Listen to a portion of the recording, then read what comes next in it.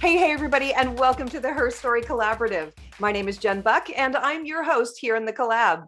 Now, I'm all about advocating, activating, and amplifying high-performing women, and that's what the HERstory Collaborative is all about.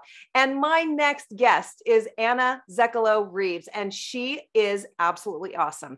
Let me tell you a little bit about her. She is the CEO and founder of Tiny Chefs, Inc. and Tiny Chefs Franchise, the leading and premier recreational cooking school for kids in the DC metro area since 2007. How cool is that? While she was a kindergarten teacher, that would have been really impressive if you were doing this in kindergarten. When she was a kindergarten teacher, Anna combined her passion for teaching along with her ravenous interest in cooking to create the concept of cooking in schools and camps as a turnkey program. Now, Anna Z Coaching was established to provide women an opportunity to gain greater clarity around their relationships with self and others. She's a certified neurolinguistic programming coach, a hypnotherapist, and practices quantum time technique and NLP processes with her clients. She is currently studying to obtain her Rapid Transformational Therapy, which is an RTT certification in hypnotherapy. So holy cow, you are such a badass. Welcome to the collab, Anna. Wow, thank you so much for having me. I'm delighted to be here. You are just rad. You are fully tatted up. Love, love, love. You are such a bright light. I am so glad to have you here. And it sounds like you are seriously killing it at life. Like, I'm so impressed with what you're doing. Well, like attracts like, and that brought me to you. So, oh, you're so sweet. And you're a mom, right? You have twins. You have 3 kids, twins and a Shih Tzu, and you're living in Maryland. Did I get this all right? You got it all right. My oldest is 11. My twins are 9. My Shih Tzu's 2. Yeah. Love, man, you have your hands full. I think that is just awesome. And you're running 2 businesses, one which is getting either ready to franchise or is already franchising, right? Which we're franchisable now. We were ready to go February of 2020. And then all of a sudden the pandemic hit and we had to pause. So we're back. We're ready. So impressive. So impressive.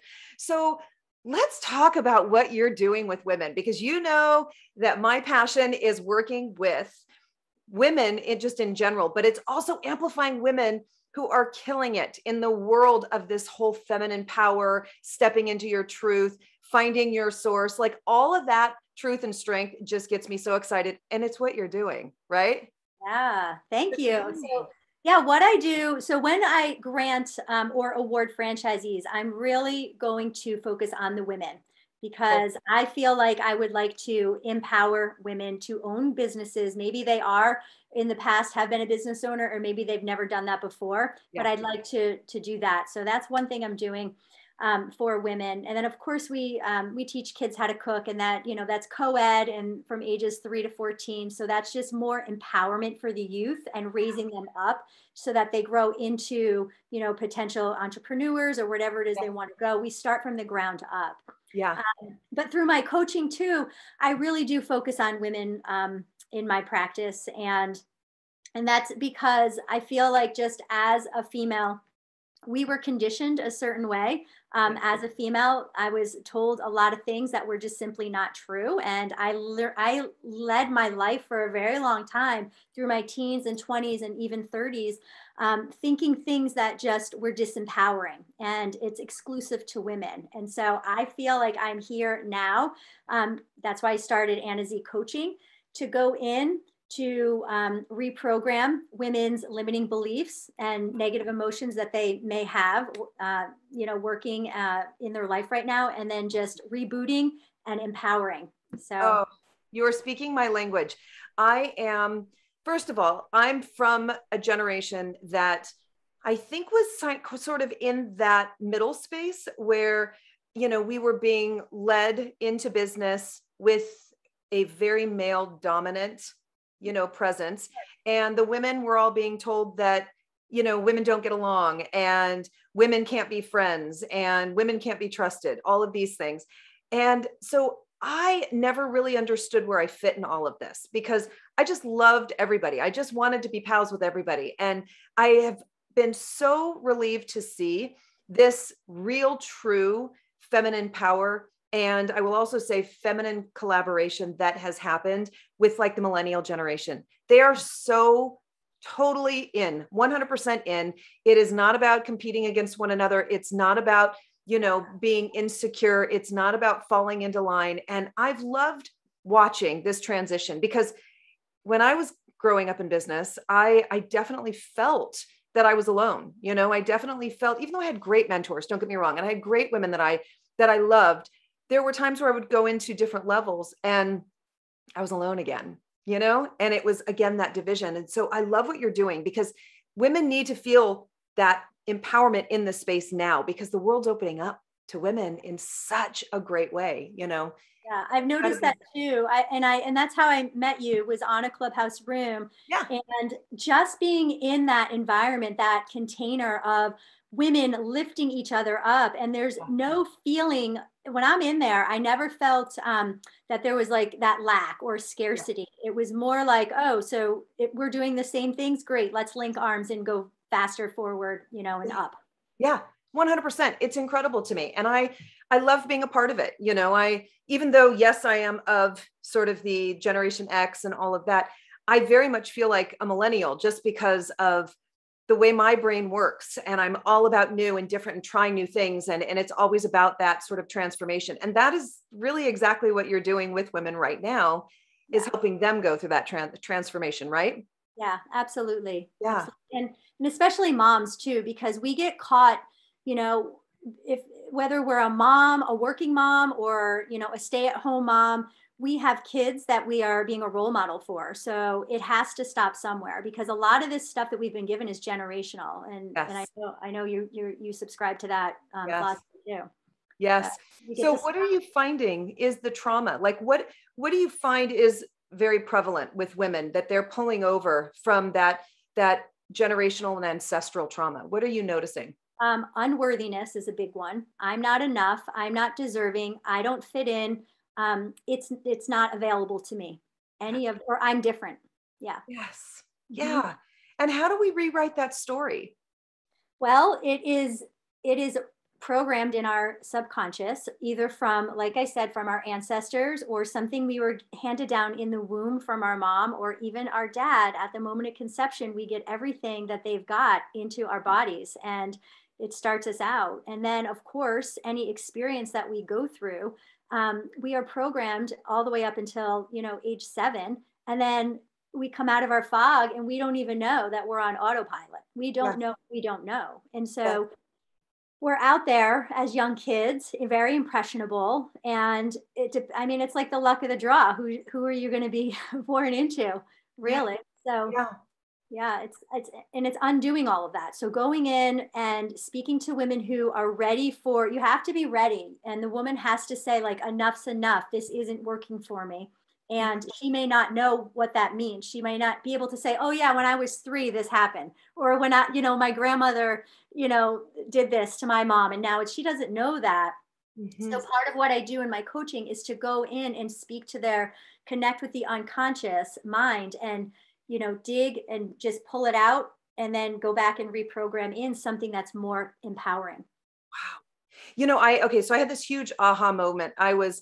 I work in the space of diversity, equity, and inclusion as well. So I do trainings and workshops and bring people together to start bridging the gap and start resolving some of the ancestral wounds, as well as the laying down of the ancestral weapons, right? Mm-hmm. And I had this moment, and I can't take credit for this, obviously, but it was something that someone said. People are always asking me, like, why do we carry around these old thoughts and these old beliefs? And it doesn't fit in this day and age. I don't know why my brain is saying this. Inside my head, I've got this dialogue, but it's not what I believe. It's not what I live. And there was this moment where I'd been working with someone, and she had said, the reason these things are carried over for so long is because often what is deep inside of us is actually our grandmothers. Yeah. Our grandmother's time, our grandmother's beliefs, our grandmother's practices, our grandmother's culture. And we're literally talking about 2 generations past, and a lot of people. And here's the moment my head went, oh my God. And I know you know this. Yeah. When my grandmother was pregnant with my mom, My mom had all the eggs she would ever have in her body. Yeah. Already within Yes. that little infant body within my grandmother. So every feeling my grandmother had was felt by my mom, yeah. and was also felt by me, one of the eggs inside yeah. my mom. Yes. And that's the level that we're dealing with, right? Like Right. that to me makes my head explode Absolutely. to recognize how powerful this all is. When I do my processes in NLP, which I'm sure we'll get to in a little bit, but when I do the processes and we speak to the unconscious mind, I ask how far back does it go? And there's people that can feel it going all the way back, not just to grandma. Yeah. Yeah. Yeah. I mean, if you look at, for instance, because I was talking about the D&I space, if you look at descendants of chattel slavery, the wounds that they experience through that genetic line of pain is so prevalent today, as if it, and I'm talking deep pain, as if it was happening to them, but it was happening generations back, not too far back, but back far enough that you wouldn't think there'd be a connection. But the wound is carried through the genetic lines. The wound is ancestrally moved through our DNA, epigenetics, right? Right. So check it out. When you are able to clear out the negative emotions and release any limiting beliefs, if you do have a mom or a grandma who is still alive, you're actually able to clear it in her as well. So cool. Yeah. Wow. Right. Have you heard of John Newton? I've heard of John Newton. Okay. Yeah. Yeah. So I have these two prayers that I do every day. I'm on my game. There are days that I don't, but whatever, pretty much every day. And one is for forgiveness and the other is for abundance. But both of them are about clearing lines all the way through. For all the people I've ever harmed, for all of those within my lineage who've ever been harmed, carried harm, endured harm, harmed another. I mean, it's just the words are all here, what you're talking about. So my heart's pounding. Like I love this stuff so much. It drives me. Like I've cleared so many things out in myself just in the past year, much less not only myself but my clients. And every time I get off a call, I say to myself, that client is now different than when they got on an hour before. Like it's that fast, because when you work with your unconscious mind, it doesn't know whether things are real or not real. It believes what you tell it, and it can change in a split second. Phenomenal. So tell me some of the practices, because I'm really, really interested in this quantum time technique. Yes. So everything has to do with the quantum field, and that everything is interconnected. And what I do in NLP, Neurolinguistic programming, what I do in those processes and those integrations, it's mostly where we do trauma release without having to go deep down into the trauma and having you relive it. So we're not sitting around talking about it for hours and hours and hours, having you, wallow in it. And then you go home and then you come back and we do that again. It's eliciting a timeline. So everyone has a timeline, whether they, something, if I say to you, like, close your eyes and tell me where you feel your past. And some people can point to the left as their past, to the behind them as their past, and then the same with your future. So when you have the client elicit where their timeline is, you can then have them go up above their timeline, and then they float back into wherever it is they first felt that negative emotion or had that limiting belief. And like I said, you can go all the way back to womb, or even being preborn. You can go to past lives. Like there's such a thing. And so when you go back to wherever it is over the timeline, you want to like identify where it is that you first felt the emotion or the scene that happened. And you look down on it like it's the size of a postage stamp, so that you're not in the trauma and you're not feeling it. And sometimes we do get down too close and we start crying, and I bring you up and back. And so you're not feeling it. And then at that point, I don't even want to know what happened to you. You don't have to tell me. I want to have the client look at it and then tell me the learnings. Because when you focus on what's good about that, because there's always a learning, right? Then all of a sudden it deletes out the actual attachment that you created to that negativity. Wow. Okay? So, yeah, you're basically zapping out the old and then replacing it with the new learnings. And then we get the heck out of there. And then we're done with that, right? And then we go to the next thing. Is this tied to hypnosis? It's not, but or adjacent? They do work. Yeah. Yeah. I feel like parallel or hand in hand, because you are putting your client into a trance of sort, but you are always fully in control as the client. So there's no like going somewhere and doing crazy things that you'll never remember again. Sure. Yeah. So it's sort of the same, so I learned hypnosis first in my NLP training, but then I veered off and started to learn hypnosis through Marissa Peer's RTT. And they do have similarities. So Marissa Peer to create her program, she took the best of the best of the best from all the different modalities and then created her program. So she took the best of NLP, the best of hypnosis. Very cool. I feel like, so I'm thinking about, this, not to be heavy, but our daughter was at the Route 91 concert that was in Las Vegas when there was the mass shooting. And we had been wanting her to go to EMDR therapy because I've gone through EMDR therapy, and she doesn't want to touch it. She doesn't want to have to, because in EMDR, which was, by the way, life-changing for me, I still had to talk therapy all the way through it. And then I had to keep going back in it with EMDR. Then they pull you back to your happy place. You still have to go back in until eventually going in, I have no emotion, zero emotion, because the neural pathway has been created. She doesn't have the interest or whatever it might be in touching it again, right? Because it was so traumatic and frankly, fairly recent, in the last few years, 3 years. So I feel like this would be something that would be great. Yeah. For someone that doesn't want to talk therapy their way through it or have to go keep touching it, right?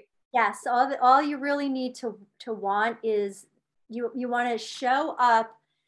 And so what I do is I ask, before I do any of the process, my very first question to you is, can I speak to your unconscious mind, and can we release this negative emotion of X, Y, or Z today consciously? And it's interesting how clients will say to me, oh no, that we're not going to do that today. And when I say that, I say, okay, so what part of your unconscious self won't allow that to happen? And then they're like, oh shit, like they're like, she means business. She's not really taught, like, because I'm not having a conversation with you as a conscious, like you and I are now. It's not that. It's more like, you know how you ever been asked, like, give me a number quick from 0 to 10. And then you have to produce it. So that's what it's like. So I'm not even asking you, I'm asking your programming. So it is different, and it's really cool. Really cool. Wow. It must be totally fulfilling for you to do this. I am in my glory. I really am. I'm like, why didn't I do this 20 years ago? Yeah. I'm literally thinking of all the people I know who sort of are afraid of therapy, but going into this space with a coach, someone who is a practitioner, but it's not therapy, right? There's it's this beautiful space, like, again, adjacent or next to or connected to or hand in hand. I'm really, really interested in this. And I can't wait to tell some of the people in my life about you, because this could heal a lot of really deep wounds. It's crazy because I watch it go down when I do the training. So I got up on stage and within moments, 20 minutes, I get off the stage and I'm like, oh my God, like I did this one, check this one out. I did this release. I didn't even, one of the negative emotions is shame. And I didn't clear it out because I didn't think I had any. I was like, I'm good on shame. I don't need to do any of that clearing out. Right. But then there was still part of me that wasn't breaking through in terms of being able to walk up to someone, a perfect stranger, and then speak to them about what I did. and then be able to, offer them value. There was something inside of me that was preventing me. And I was like, I don't know what it is. And so I said, let's release shame. I don't have any, but let's try it. Well, and I'm going to tell you something. Within 20 minutes, I did this process on releasing shame, and I stood up and I was like, let's go. I feel different. And I went out. This was literally like 3 months ago in my training. I went out and with a friend of mine, and we went to like the local Marriott bar for like a cocktail real quick. And I ended up making friends with a girl next to me. And next thing you know, within 5 minutes, she was like kind of crying and she was upset. And because we connected on this level. And then a couple of days later, she signed on as a client. And I was like, Anna, that is because you released shame. And yes. it is that fast, right? Wow. Yeah. That's remarkable when you think about how many of us, I mean, because you don't get to adulthood without shame, right? Just what it is. I was in denial about it. Yeah. And oh my gosh, this could help so many people. It's awesome. Totally awesome. So here's what I want to do. I want to transition a little bit here, and I want to throw some speed round questions at you, and just tell me what comes to mind when I throw them at you. Is that cool? Absolutely. I love this. Yeah. Okay. All right. So when you think about the sort of iconic woman in your life, it might be a woman from history, your personal life, whatever. If you were given an hour to sit with a woman and pick her brain, who would that woman be for you? So someone who I find very empowering and from a background such as mine would be J-Lo. Cool. Yeah, because I feel like she went from one place and then she knew her power, she knew her life and her passion, and she went and took it, right? And she's still going. Yeah. She's such a good one. Like, she feels to me like she's a good one, an authentic. There are celebrities. Yeah. She's a good one. Yeah. Mm-hmm. Love. Okay. What's your favorite place that you've ever been to in the world? I'd have to say Greece, just because of the beauty and like the serenity, like the calmness with the people. Love, love, love. Great answer. Yes, I'm dying to go there. It's on the bucket list somewhere. Yeah, for sure. Yeah. If you were given $1 million to give to a nonprofit or charity, what would that group or association be? Human trafficking, for sure. Yeah. Huge. Yeah. I've been doing a lot of reading lately about femicide, Black femicide, and scary stuff. Right. Like, it's happening right now. And I've got 3 little girls, and it's, a fine line, because I don't want to corrupt their brain, but I also, want them to learn, like, I don't tell them about this type of thing, but I'm like dancing around it because I want to tell them, because things are going on right now. Yeah. Yeah.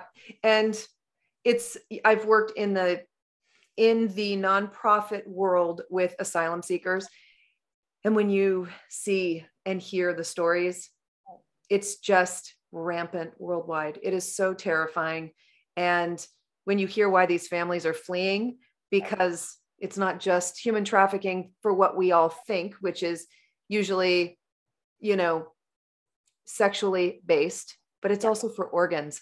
And 3 years ago, the number one reason why people were fleeing the Central America area was because of organ trafficking, and the news couldn't put it out. And I was working in it. And so I was hearing it directly from ICE, but they couldn't put it out because it's so terrifying to Americans to think that an ideal, organ is a teenaged organ. Like, that's terrifying. Right. So parents were fleeing with kids, and it is so scary. It is so, so scary. We all have so many resources. I feel like if we put them together, we could just squash all of this. Yeah. Right. Yeah. What is your favorite book or podcast, depending on, if you're one or the other? I like both. So Dr. Shefali is who I love to follow. Are you familiar with her? I know the name. It rings a bell, but I'm not sure where I can place her from.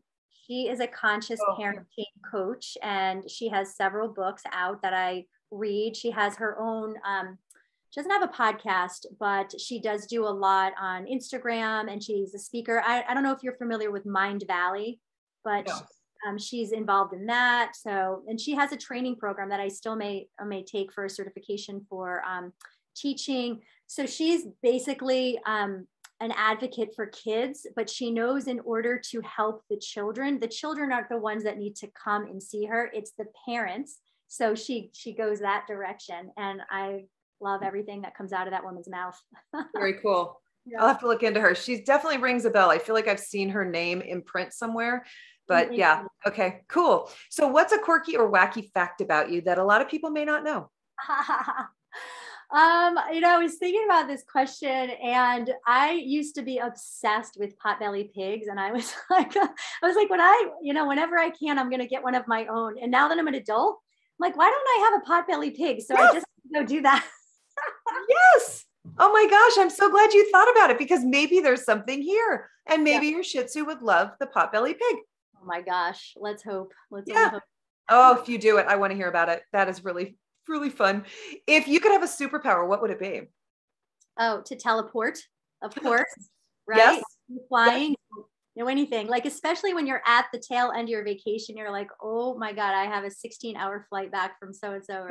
Yep. That's mine too. Teleportation is 100% my answer to that question. What is your most treasured item in the world?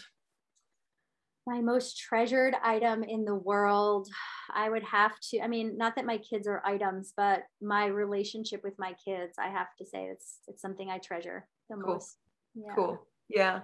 And how about your theme song? If you were to walk on stage, now change the world, you are now the one people are talking about in podcasts around the world, and your work and your impact. What are you walking on stage to? Nas and Lauryn Hill, If I Ruled the World. Awesome. Love. Yes. Okay. What's one big thing you want to accomplish before you're done here? Oh my God. I would love, there's so many things, but I want to have some sort of a hotline for teenagers so that they can call in and have someone like myself or somebody that, I've trained, and we can just, eradicate their traumas, like on the spot with NLP or hypnosis. So cool. Yes. Big yes. Okay. Yeah. What is one word that you would use to describe yourself? Radical. Yeah. Yeah. That's an awesome word. Yes. I use that word actually all the time. And I love that you are just totally stepping into that. Love. I just started that, I'd say this year. I wasn't feeling, I've always been radical, but now all of a sudden I'm like, no, I'm showing up as radical every day. So kick-ass. I love it. Yes. And I want you to finish this sentence. When I'm really, really old, I hope to see.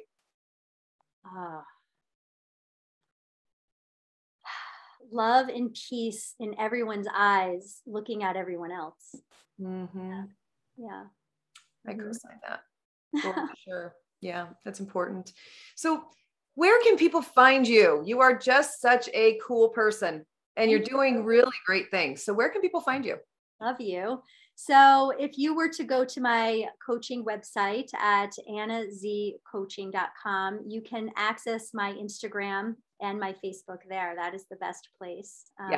Find me. And if you were looking to check out my website for kids cooking, it is tinychefs.com. Love it. Love. And I'll make sure that we have all the links and all the things in the show notes to make it easier for people to just do a one click and find you that way. So before we go, I want to make sure that I give a quick nod to our sponsor. Our sponsor is 100 Angels, and they are transforming communities through service and education. They provide comfort to populations that have been financially hit and they are in need. So they provide things like medical care, clothing, different donations, whether that might be to help people with their home, with legal services. I mean, you name it. It's an extraordinary organization. 100angels.org can be found online if you'd like to learn more about them. So Anna, I just dig you. I think you're so cool. And I really, really hope we stay in touch, because I really do think that you are outstanding. And I'm so grateful that you are here. You are so brilliant. I love you. Thank you. Thank you. And everybody else, we'll see you in a week. We drop these every week. So it was a pleasure. Take care. Bye. Bye.